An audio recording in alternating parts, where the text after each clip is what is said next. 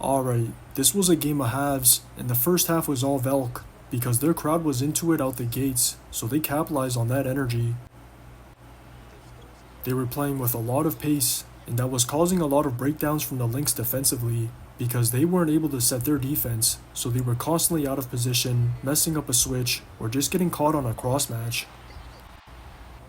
But what made it even worse was them trying to match the Valk's pace offensively, because it was causing them to rush a lot of their play, so the turnovers started compounding for easy pickings, and those were continually playing right into the Valk's hands.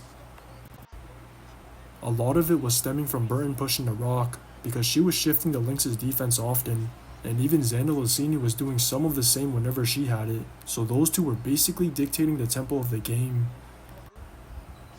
It was obvious they established a rhythm quick off all the easy runouts and all the open trays they were getting, so it was no surprise to see him jump to a double-digit lead early, because that pace was consistent the entire half.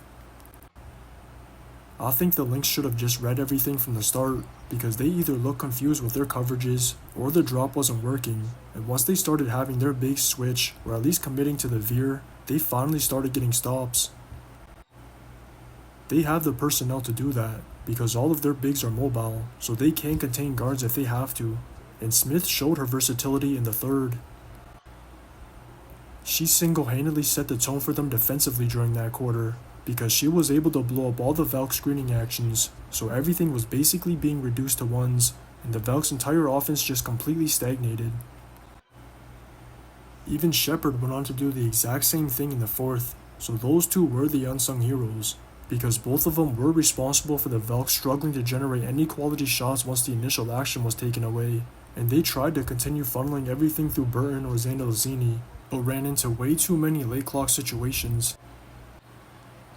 Besides them making some tough ones, or them finding some quick ones in transition, their half-court execution issues showed, and that was a complete contrast compared to the other end, because the Lynx showed why they're a full 40 team.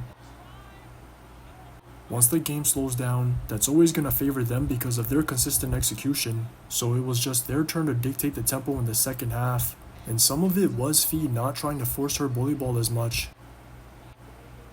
I think she was trying a little too hard to get her touches inside throughout the first half, but the Valk were doubling her on the catch the entire night, so once she let the game come to her, there was more of a flow for the team offensively, because every player was quick to either shoot, drive, or pass, and by constantly putting the Valk in a scramble, all of them basically got the looks they wanted from the rock moving quick.